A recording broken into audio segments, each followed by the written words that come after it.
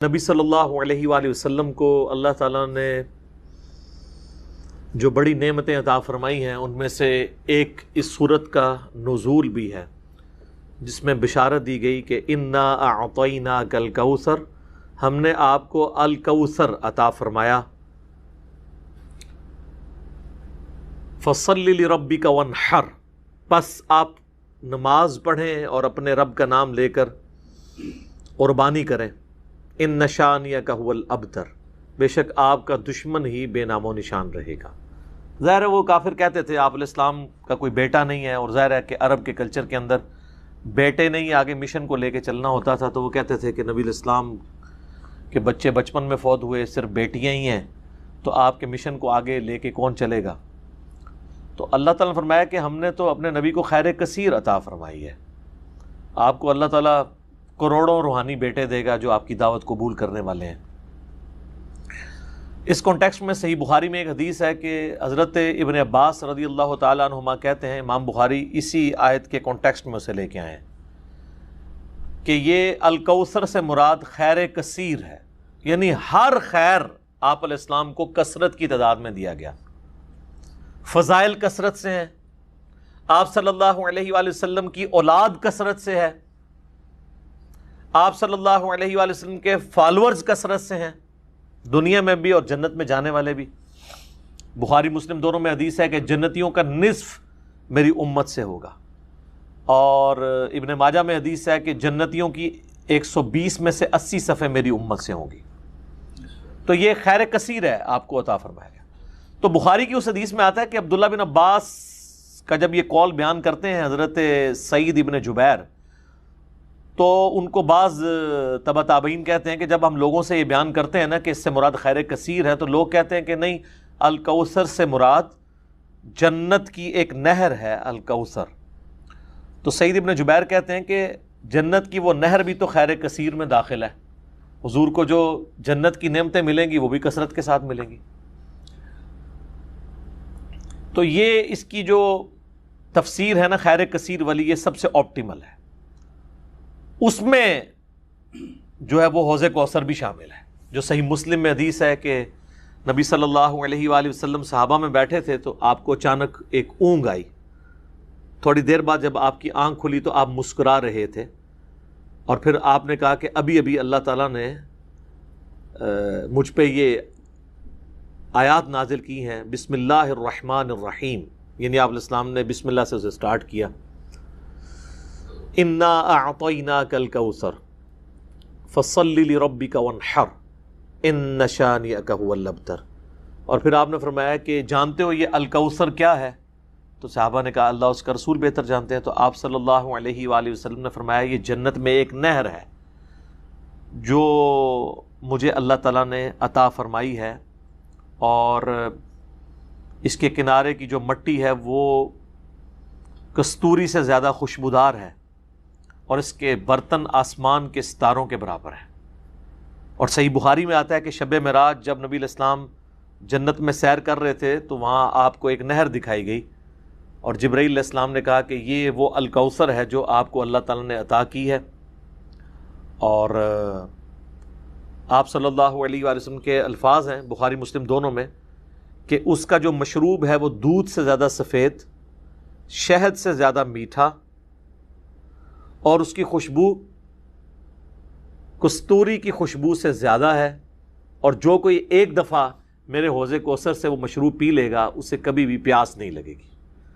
جنت میں جو انسان کھائے پیے گا نا وہ بھوک کی وجہ سے نہیں، ذہن میں رکھے گا، بھوک ایک عیب ہے، پیشاب ایک عیب ہے، نیند ایک عیب ہے، اسی لیے یہ تینوں چیزیں جنت میں نہیں ہیں۔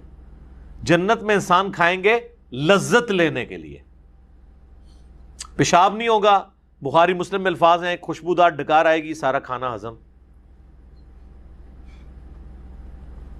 تو جنت چونکہ نعمتوں کا نام ہے، کوئی کمزوری نہیں، وہاں پہ نیند بھی نہیں ہے۔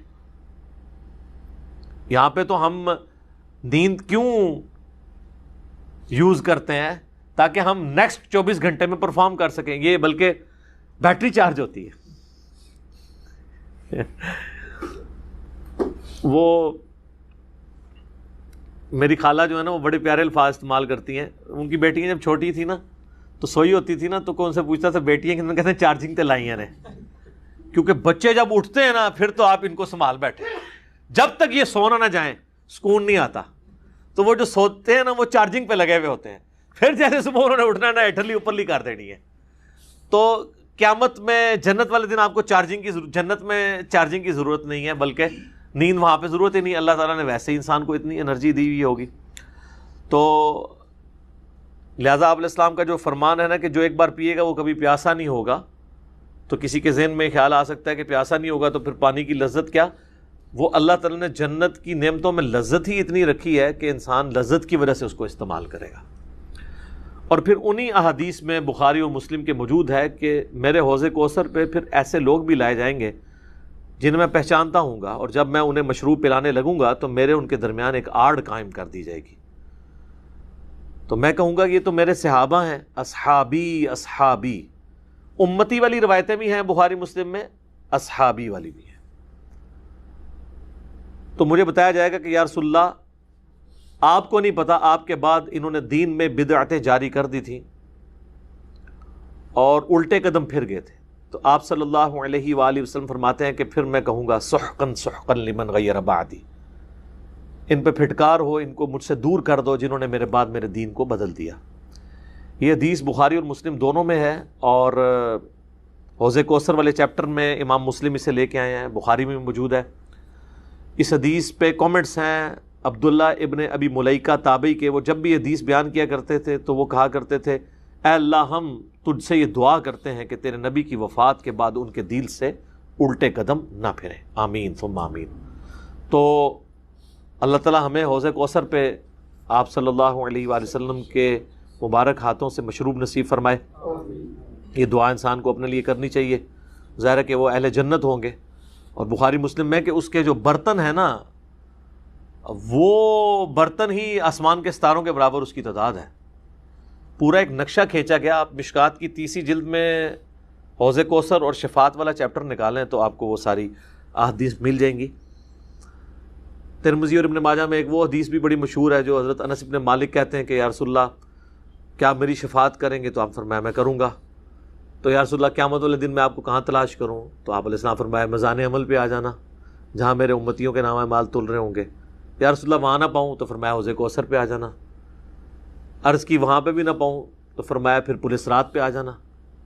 کہا وہاں پہ بھی نہ پاؤں تو آپ فرمایا میں ان 3 جگہوں کے سوا کہیں اور نہیں ہوں گا, یا میں حوض کوثر پہ ہوں گا اپنے پیاسے امتیوں کو مشروب پلا رہا ہوں گا, یا پھر میزان عمل پہ ہوں گا شفاعت کے لیے, یا پھر میں پل صراط پہ ہوں گا اپنے امتیوں کے لیے سلامتی کی دعا کرنے کے لیے. تو یہ 3 جگہیں ہیں جہاں پہ آپ صلی اللہ علیہ وآلہ وسلم کو قیامت والے دن تلاش کیا جا سکتا ہے انشاءاللہ تعالی. تو یہ حوض کوثر میں وہ خیر کثیر جو ہر طرح کی آپ کو عطا کی گئی وہ بھی شامل ہے, اور اسپیسیفکلی حوض کوثر جو ہے وہ بھی. حتیٰ کہ جو بخاری اور مسلم میں حدیث ہے آپ نے اپنی وفات سے 1 مہینے پہلے خطبہ دیا تھا غزوہ احد کے شہداء پر, جو آپ نے نماز جنازہ دوبارہ پڑھی تھی 8 سال بعد. اس میں الفاظ ہیں آپ نے فرمایا کہ میرا ممبر جو ہے وہ حوض کوثر پہ لگا ہوا ہے.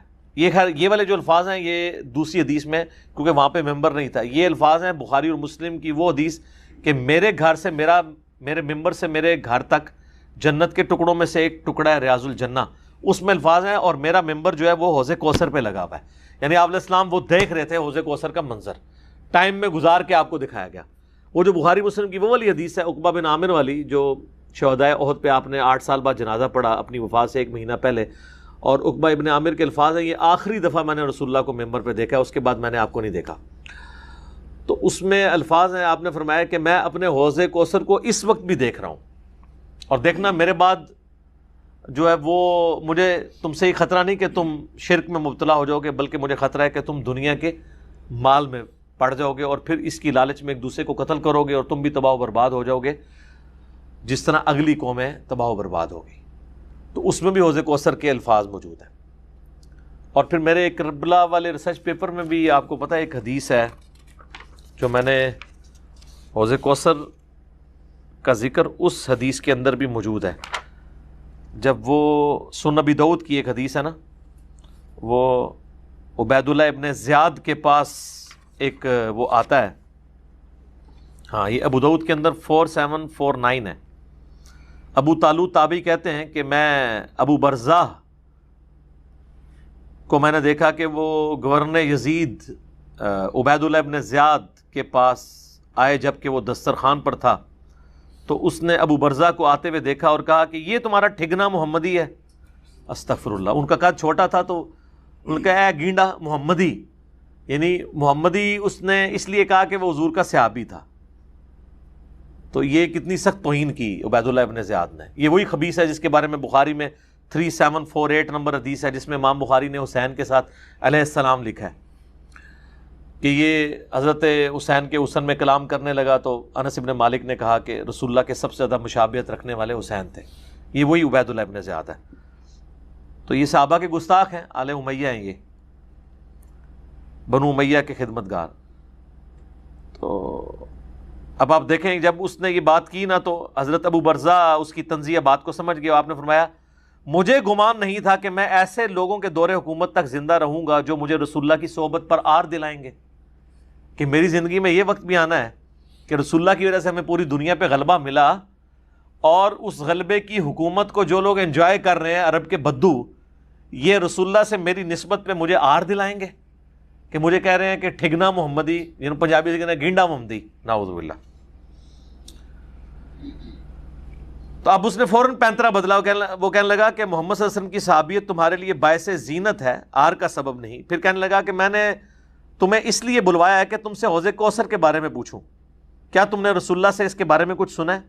تو ابو برزہ نے فرمایا ہاں, نہ ایک بار, نہ دو بار, نہ تین بار, نہ چار بار, نہ 5 بار, میں نے کئی مرتبہ رسول اللہ صلی اللہ علیہ وآلہ وسلم سے حوض کوثر کے بارے میں سنا, اور جو حوض کوثر کو نہ مانے اللہ تعالیٰ اسے اس کا پینا نصیب ہی نہ فرمائے. اور پھر سیدنا ابو طالوت کہتے ہیں کہ سیدنا ابو برزہ رضی اللہ تعالیٰ عنہ غصے کی حالت میں وہاں سے تشریف لے گئے. انہوں نے بدعا دی کہ جو حضور کے حوض کوثر کو نہیں مانتا اللہ تعالیٰ اس کو حوض کوثر نصیب ہی نہ کرے. تو حوض کوثر جو ہے ایک ریالٹی ہے, اور قیامت والے دن کی چند بڑی ایکٹیویٹیز جو انسان کے لیے تسکین کا باعث ہیں, ان میں سے ایک عرش کا سایہ, اسی طریقے سے یہ حوض کوثر بھی ہے. اس گرمی کے اندر اللہ تعالیٰ کی نعمتوں میں سے بڑی نعمت ہے, ہم سب کو نصیب فرمائے, آمین ثم آمین. کو بھی نیکی کے برابر تول دو, ایک بار میری طرف آ جا. صحیح مسلم میں حدیث ہے اور جامعہ ترمذی میں بھی, اے میرے بندے اگر تو اتنے گناہ کر لے کہ آسمان تک پہنچ جائیں اور صرف ایک دفعہ مجھ سے معافی مانگ لے, میں تیری توبہ قبول کر لوں. اور اے میرے بندے اگر تو زمین و آسمان گناہوں کے بھر کے قیامت والے دن میرے پاس آیا لیکن تو نے ایک گناہ نہ کیا ہوا, اور وہ ہے مجھ سے کے ساتھ کسی کو شریک ٹھہرانا, تو میں اس قدر مغفرت کے ساتھ اس سے ملاقات کر لوں گا اگر تو نے شرک نہ کیا. بس یہ گارنٹی دے. ایک تو موٹا موٹا شرک ہے نا, ویسے تو خواہش نفس کو بھی شرک کہا گیا. افرائیت من اتخذ الہہ ہوا, بھلا اس شخص کو دیکھا جس نے اپنی خواہش نفس کو اپنا خدا بنا لیا. وہ بھی چھوٹا شرک تو ہے.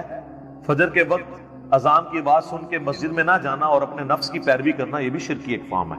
اسی لیے ابراہیم علیہ السلام کو سب سے بڑی جو ڈگری قرآن میں اللہ نے دی ہے نا, وہ کیا ہے؟ وما کان من المشرکین, وہ مشرک نہیں تھے. ہاں بندہ کہتا ہے یار یہ کون سی ڈگری ہے, مشرک تو میں بھی نہیں ہوں. نا سر نا, ابراہیم علیہ السلام دی توحید اور تہاڈی میری توحید اور, وہ ہر طرح کے شرک سے آزاد ہو چکے. سر اس سے بڑی کیا بات ہوگی؟ اللہ نے قرآن پاک میں فرمایا کہ سورۃ البقرہ میں کہ جب ابراہیم کو اس کے رب نے آزمایا تب وہ آزمائش میں پورا اترا. اور سورۃ النجم میں فرمایا ابراہیم وہ ہے جو ہم سے وفا کرنے والا. اور سورہ الصافات میں آیا کہ ہم نے اسے اتنی بڑی آزمائش میں ڈالا کہ اس کے بچے کی قربانی کا اسے حکم دیا تو وہ تیار ہو گیا اس کے لیے. تو انہوں نے بیٹے کو بھی اللہ کے مقابلے پہ کھڑے نہیں ہونے دیا, اس لیے کہا گیا وما کان من المشرکین. یہ کوئی چھوٹی ڈگری نہیں, بہت بڑی ڈگری. تو شرک کا معاملہ بہت سینسٹیو ہے. یہ صحیح مسلم کی میں نے آپ کو حدیث بتائی. ایک اور حدیث ہے صحیح مسلم کے اندر ہی کہ نبی علیہ السلام جب شب معراج گئے تو اللہ تعالیٰ کہتی ہیں یا رسول اللہ میں بوڑھی ہو گئی ہوں, لمبے وظیفے مجھ سے کوئی نہیں ہوتے, مجھے کوئی ایک وظیفہ ایسا بتا دیں جو میں کر لوں میرے لیے کفایت کرے. سر جو وظیفہ پھر لیا ہے نا مولا علی کی بہن نے، وہ ایسا وظیفہ ہے کہ مجھے ابھی تک اتنا تگڑا اور کوئی وظیفہ نہیں احادیث میں نظر آیا جس کی اتنی فضیلت ہو۔ آپ علیہ السلام نے فرمایا 100 دفعہ روزانہ سبحان اللہ پڑھ لیا کرو، تمہیں 100 غلام آزاد کرنے کا ثواب ملے گا۔ سر روزہ اگر آپ توڑ بیٹھیں تو ایک غلام آزاد کرنا پڑتا ہے، تو 100 روزوں سے بھی کے برابر یہ آپ سمجھ لیں۔ 100 دفعہ الحمدللہ پڑھ لیا کرو، تمہیں 100 گھوڑے اللہ کی راہ میں جہاد کے لیے بھیجنے کا ثواب ملے گا۔ 100 دفعہ اللہ اکبر پڑھ لیا کرو، تمہیں 100 اونٹ اللہ کی راہ میں بھیجنے کا، قربان کرنے کا، نہر کرنے کا ثواب ملے گا۔ 100 اونٹ، سر ایک اونٹ کی قیمت آلموسٹ 2-2.5 لاکھ روپے، کروڑوں روپے کا وظیفہ ہے جی، ملینز آف ڈالرز کا یہ وظیفہ ہے فری میں۔ اور 100 دفعہ لا الہ الا اللہ پڑھ لیا کرو، یہ زمین و آسمان کے درمیان جتنا فاصلہ ہے اس کو ثواب سے بھر دے گا۔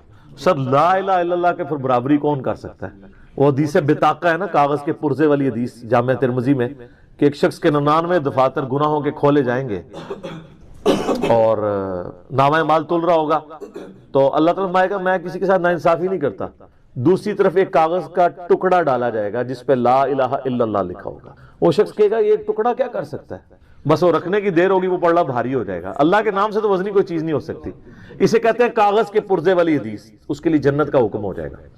لا الہ الا اللہ کا مقابلہ نہیں ہے۔ تو یہ 4 وظیفے ہیں، سبحان اللہ، الحمدللہ، اللہ اکبر، لا الہ الا اللہ۔ یہ اتنا محبوب وظیفہ ہے کہ جو سنن نبی داؤد میں، جامع ترمذی میں صلاۃ و تسبیح والی حدیث ہے، اس میں 300 دفعہ کون سے کلمات پڑھے جاتے ہیں؟ یہی سبحان اللہ والحمدللہ ولا الہ الا اللہ واللہ اکبر، بس اتنا ہی پڑھنا ہوتا ہے۔ یہ ولا حول ولا قوت الا باللہ کی حدیثیں الگ سے ہیں، لیکن صلاۃ و تسبیح میں اتنا ہی پڑھنا ہوتا ہے، چاروں کلمات۔ حتیٰ کہ صحیح مسلم میں حدیث ہے، نبی علیہ السلام نے فرمایا یہ 4 کلمات مجھے ہر اس چیز سے بڑھ کر محبوب ہیں جن پہ سورج طلوع ہوتا ہے، یعنی دنیا اور جو کچھ دنیا کے اندر ہے اس سے بڑھ کر مجھے یہ چیز محبوب ہے کہ میں یہ 4 کلمات کہہ لوں، سبحان اللہ والحمدللہ ولا الہ الا اللہ واللہ اکبر۔ اور صحیح مسلم کی ایک اور حدیث ہے کہ نبی علیہ السلام نے فرمایا اللہ تعالیٰ کو اس سے بڑھ کر کوئی اور کلمات محبوب نہیں ہے، اور یہ حصہ بخاری میں بھی ہے اس کا، اور اس میں اللہ تعالیٰ کی طرف سے کوئی پابندی نہیں ہے، تم ان کی ترتیب بھی بدل سکتے ہو، یعنی سبحان اللہ کے بعد آپ اللہ اکبر پڑھ لیں، پھر لا الہ الا اللہ، کوئی فرق نہیں ہے۔ یہ ایک اوپن چیز ہے، آپ یوں بھی کر سکتے ہیں کہ پہلے 100 دفعہ پڑھ لیں سبحان اللہ سبحان اللہ سبحان اللہ، الحمدللہ الحمدللہ الحمدللہ، اللہ اکبر، کیونکہ را کو پھر لام سے ملائیں گے، اللہ اکبر اللہ اکبر اللہ اکبر، لا الہ الا اللہ لا الہ الا اللہ لا الہ الا اللہ۔ اور یوں بھی پڑھ سکتے ہیں، وہ زیادہ بہتر ہے، سبحان اللہ والحمدللہ ولا الہ الا اللہ واللہ اکبر، کیونکہ اکبر پہ وقف کریں گے، ورنہ یہ سبحان اللہ تو الحمدللہ ہی پڑھ نہیں سکتے آپ، کیونکہ الحمدللہ الحمدللہ بنے گا کانٹینیوس، جیسے اللہ اکبر اللہ اکبر اللہ اکبر بنتا ہے، تو وقف کرنا پڑے گا سوائے سبحان اللہ کے۔ سبحان اللہ یہ تو پڑھ سکتے ہیں، لیکن الحمدللہ کو الحمدللہ وقف کرنا پڑے گا۔ اللہ اکبر اگر ملائیں گے تو اللہ اکبر، را کو لام سے، تو اس کی بجائے اتنی مشکل میں نہ پڑھیں، سبحان اللہ والحمدللہ ولا الہ الا اللہ واللہ اکبر، ایک تسبیح پڑھ لے، چاروں وظیفے 100 دفعہ ہو جائیں گے، کیونکہ نبی علیہ السلام نے اجازت دے دی ہے نا، آگے پیچھے دائیں بائیں کچھ بھی کر سکتے ہو، اور یہ ترتیب تو صلاۃ و تسبیح میں موجود ہے۔ نبی علیہ السلام نے کلمات پڑھے بھی ہیں، آپ کو پتہ ہے تبلیغی جماعت والے 3 وظیفے بتاتے ہیں، ویسے بڑی سمجھداری سے ہی کسی نے وہ ڈیوائز کیے ہوئے ہیں، 100 دفعہ وہ یہ بتاتے ہیں سبحان اللہ والحمدللہ ولا الہ الا اللہ واللہ اکبر، وہ ساتھ وہ بتاتے ہیں ولا حول ولا قوت الا باللہ، وہ بھی پڑھ سکتے ہیں، وہ بھی صحیح بخاری میں رات کو اٹھتے وقت کی دعا ہے، ہل علی العظیم تک بھی پڑھ سکتے ہیں، وہ ابن ماجہ میں موجود ہے۔ تو یہ جو صلاۃ و تسبیح کے اندر بھی پڑھا جاتا ہے، لیکن اس میں لا حول ولا قوت الا باللہ نہیں، وہ تو لادہ سے بخاری مسلم میں حدیث ہے کہ جنت کے خزانوں میں سے ایک خزانہ ہے لا حول ولا قوت الا باللہ، تو آپ پڑھنا چاہتے ہیں ضرور پڑھیں، اس میں وظیفے کے طور پہ آپ پوری تسبیح اس کی پڑھ لیں بے شک۔ تو تبلیغ جماعت والے یہ بتاتے ہیں 100 دفعہ درود شریف بتاتے ہیں اور 100 دفعہ استغفار بتاتے ہیں، تو بہت انٹلیکچوئل چیز ہے۔ یہ وظیفہ اتنا کمال ہے کہ آپ کے ہر فرض نماز کے بعد یہ وظیفہ نبی علیہ السلام نے مشروع کیا ہے۔ مسلم شریف میں حدیث ہے ہر فرض نماز کے بعد یہ وظیفہ پڑھنے والا کبھی نامراد نہیں جاتا. 33 دفعہ سبحان اللہ، 33 دفعہ الحمدللہ اور 34 دفعہ اللہ اکبر. اور ایک حدیث میں ہے مسلم شریف کی کہ جو پڑھے 33 دفعہ سبحان اللہ، 33 دفعہ الحمدللہ، 33 دفعہ اللہ اکبر اور 100 کا عدد پورا کرنے کے لیے پڑھ لے لا الہ الا اللہ وحدہ لا شریک لہ لہ الملک و لہ الحمد وہو علی کل شیء قدیر. 100 کا عدد اس سے بھی پورا کر سکتے ہیں اور 100 کا عدد اللہ اکبر کہہ کے بھی پورا کر سکتے ہیں، تو اس کے سارے گناہ معاف کر دیے جائیں گے، اگرچہ سمندر کی جھاگ کے برابر ہی کیوں نہ ہو. لیکن وہ صغیرہ گناہ، کبیرہ گناہ صرف توبہ سے معاف ہوتے ہیں. وہ صحیح مسلم میں حدیث ہے کہ اگر بڑے گناہوں سے بچا جائے تو ایک جمعے سے دوسرا جمعہ، ایک رمضان سے دوسرا رمضان اور ایک نماز سے دوسری نماز درمیان کے گناہوں کا کفارہ بن جائے گی. لیکن جو نماز ہی نہیں پڑھتا تو جمعہ پڑھتا رہے تو وہ تو بڑے گناہوں سے نہیں بچا ہوا نا. مسلم شریف میں حدیث ہے بندے کے کفر اور اسلام کے درمیان فرق نماز ہے. یہ نہ ہوگا ایک رمضان پڑھ لے، اگر رمضان کے بیچ چلے سارے، نہیں نہ، اس طرح نہیں ہوگا. تو یہ وظیفہ اتنا کمال ہے، بخاری مسلم دونوں میں حدیث ہے. کچھ غریب صحابہ حضور کے پاس ہے، یا رسول اللہ ہر مقابلے میں ہم برابری کر لیتے ہیں امیر اصحاب کی. وہ روزے رکھتے ہیں، ہم بھی روزے رکھ لیتے ہیں. وہ نمازیں پڑھتے ہیں، ہم بھی نمازیں پڑھ لیتے ہیں. وہ جہاد کرتے ہیں، ہم بھی جہاد کر لیتے ہیں. ایک معاملے میں آ کے ہم مارے جاتے ہیں. قرآن میں بار بار ہے اللہ کی راہ میں خرچ کرو، ہم تو خود ہی غریب ہیں. تو آپ ہمیں کوئی اس کا حل تجویز کریں. تو آپ فرمایا میں تمہیں ایک ایسی چیز بتاتا ہوں کہ تم ان کی برابری کر لو گے. تم ہر فرض نماز کے بعد 33 دفعہ سبحان اللہ، 33 دفعہ الحمدللہ، 34 دفعہ اللہ اکبر پڑھ لیا کرو. یہ بخاری مسلم دونوں میں. کچھ دنوں کے بعد پھر وہ حاضر ہوئے، یا رسول اللہ وہ تو امیر صحابہ کو بھی پتہ چل گیا، وہ بھی یہی کچھ پڑھ رہے ہیں. اب ہم کیا کریں؟ تو اسی تک لو جناب، تو اسی گرین کارڈ دے بلو کارڈ دے چکر پہ ہو، دنیا دے آخرت کے نہیں. صحابہ کرام آخرت کے بلو اور گرین کارڈ کی بات کرتے تھے. تو نبی علیہ السلام مسکرائے، آپ نے فرمایا ذالک فضل اللہ یؤتی من یشاء، یہ اللہ کا فضل ہے، میں تو اللہ کا فضل نہیں روک سکتا. ٹھیک ہے نا؟ تو ظاہر گیون سرکمسٹانسز اللہ کے دیے ہوئے ہیں، اس کے اندر آپ بیسٹ پرفارم کرنے کی کوشش کریں. اللہ کے فضل کو تو کوئی روک نہیں لگا سکتا نا. کوئی یہ نہیں کہہ سکتا کہ جی وہ یعنی تیرے ہوتے جنم لیا ہوتا کیوں نہیں ہوا، ہو سکتا ہے ابو جہل ہی ہوتا. تو جس حال میں اللہ نے رکھا ہے اسی کو آپ بہتر سمجھیں. اب اللہ کے لاڈلے ترین پیغمبر سیدنا ابراہیم خلیل اللہ کا ذکر خیر ہے. سر یہی اب چلنا ہے کتنے رکوعوں تک.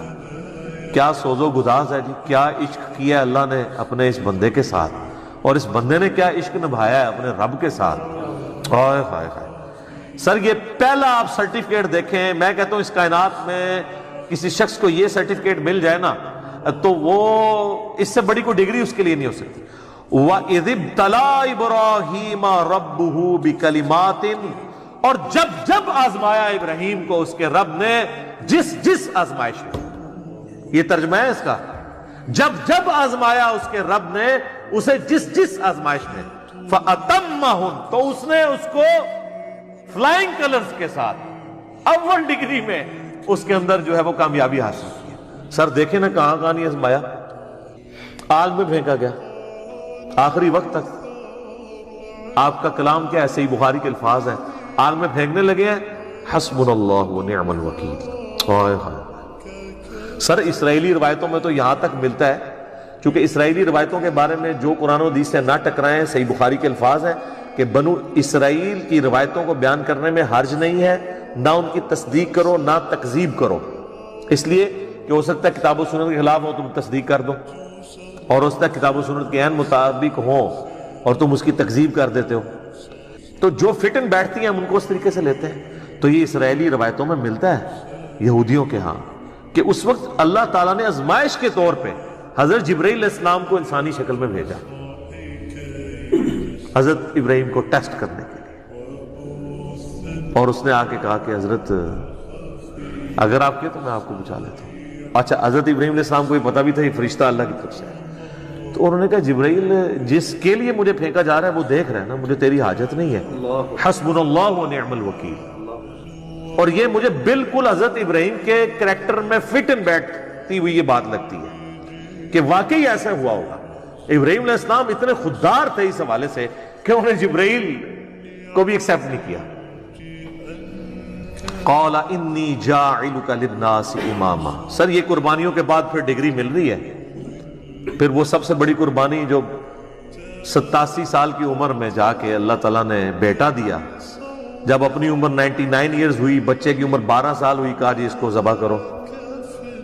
تو دیکھیں کوئی دوسری بات ہی نہیں کی انہوں نے. تو اللہ تعالیٰ فرماتا ہے پھر یہ سارے جب امتحانات سے گزرا تو ہم نے کہا کہ ہم تمہیں انسانیت کا امام بنانے والے ہیں. اچھا ابراہیم علیہ السلام کی زندگی میں تو گنتی کے لوگ ان کے اوپر ایمان لے کے آئے ہیں. سورۃ العنکبوت میں آتا ہے کہ صرف ایک لوط ان پر ایمان لے کر آیا ان کے گھر والوں کے سوا. کوئی صاحب امت پیغمبر نہیں ہے حضرت ابراہیم کوانٹٹی وائز. جس طرح کہ نبی صلی اللہ علیہ وسلم کی امت ہے, حضرت موسیٰ علیہ السلام کو اللہ تعالیٰ نے اتنے جانثار لوگ ساتھی دیے. اللہ تعالیٰ فرما رہا ہے کہ ہم نے اسے کہا تمہیں انسانیت کا امام بنانے والے ہیں. ہائے ہائے. تو ابراہیم علیہ السلام کہتے ہیں قال ومن ذریتی, تو یا اللہ جو میری اولاد ہے وہ بھی ہوگی. جواب کیا انٹلیکچوئل ہے, مختصر جواب ہے اور کمال کا. یہ پوچھا گیا کہ میں تو امام ہوں تو میری اولاد میں بھی امامت ٹرانسفر ہوگی. شاہ جی تسی تے امامت روک دے نہیں پہ ہوں تک. اللہ نے کہا قال لا ینال عہد الظالمین, میرا عہد ظالموں کے لیے نہیں ہوگا. یعنی جو تیرے پیروکار ہوں گے نا ان کو تو امامت مل جائے گی.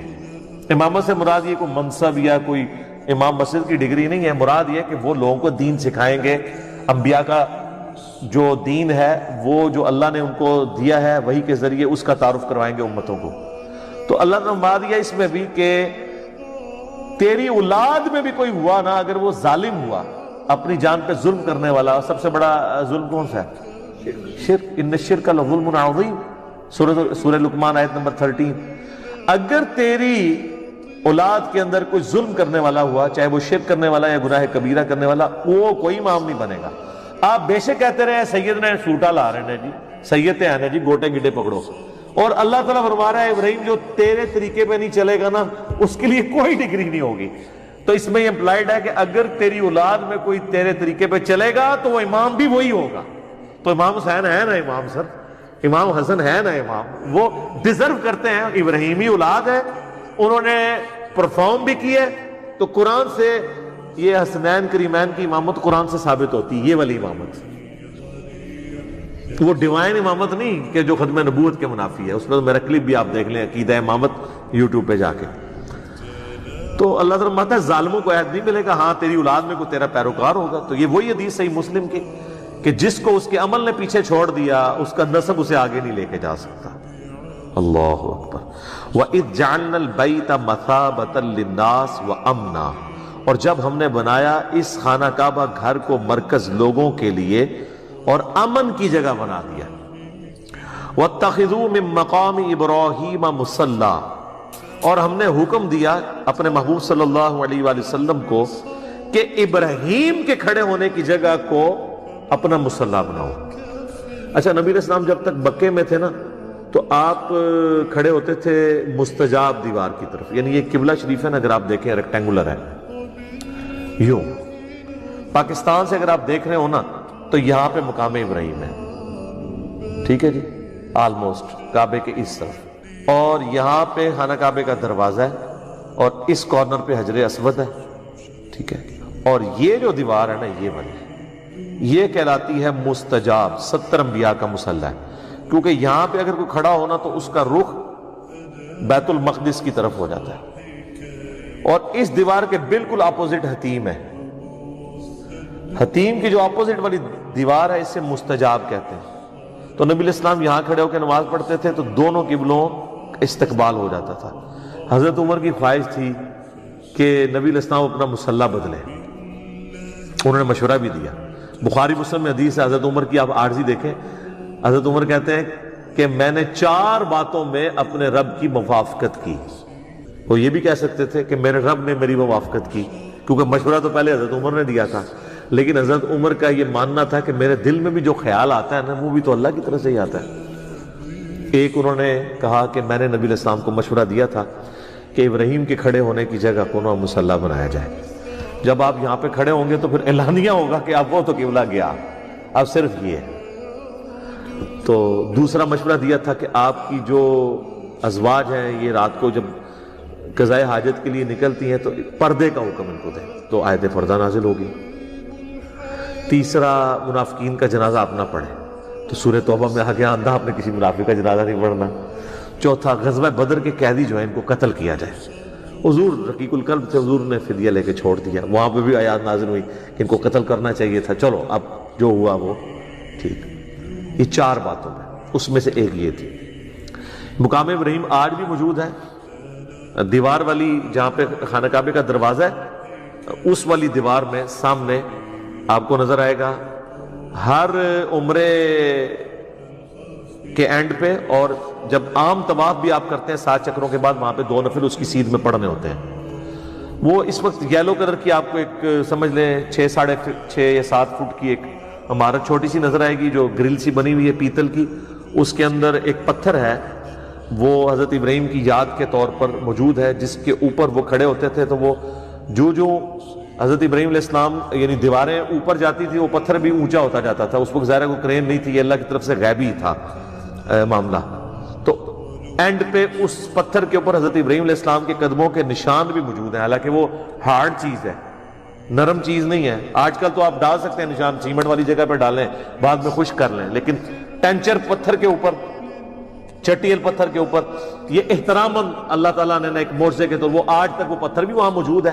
لیکن وہ آپ کو بڑی مشکل سے، ویسے اس کی تصویروں سے آپ اوپر سے جو لی ہوئی اندر سے اس میں سے آپ کو پاؤں کے نشان نظر آ جائیں گے ابراہیم علیہ السلام کے، باقی مشکل سے نظر آتے ہیں کیونکہ اس پتھر کے اوپر بھی انہوں نے ایک میٹل سا چڑھا دیا ہوا ہے، تو وہ ایگزیکٹ اتنا وہ قریب سے نظر نہیں آتا. تو وہاں پہ حضرت ابراہیم علیہ السلام کا وہ مصلی، اور آپ دیکھیں انہوں نے جو سلطنت عثمانیہ کے اندر کم از کم 300 سال تک 4 مصلے ڈال کے رکھے، وہاں پہ بھی یہی جھگڑا رہتا تھا. تو وہ مصلی کوئی بھی تیار ہی نہیں ہوا. یہ خانہ کعبہ ہے، یہ مقام ابراہیم ہے. پاکستان کی طرف سے دیکھیں تو بیسٹ ویو ہے. حجر اسود والا کارنر بھی آپ کو نظر آتا ہے، دروازہ بھی، اور یہاں پہ یہ بھی، اور حتیم بھی نظر آتا ہے یہاں سے دیکھ رہے ہو. تو سر یہاں کے اوپر اس کارنر کے اوپر نا جناب وہ مصلی تھا حنبلی، یہاں پہ شافعی، اور اس جگہ پہ کر کے جو ہے وہ تھا فقہ حنفی توڑے بڑے براہمہ دا، اور اس طرف تھا مالکی مصلی. مقام ابراہیم پہ کسی کا مصلی نہیں تھا. میرا یوٹیوب کے اوپر بڑا ڈیٹیل ہے اماموں کی گستاخی کا فتویٰ مسئلہ 197، اس میں تو ہم نے کلرڈ تصویریں 1925 کی 1955 کی دکھائی ہیں.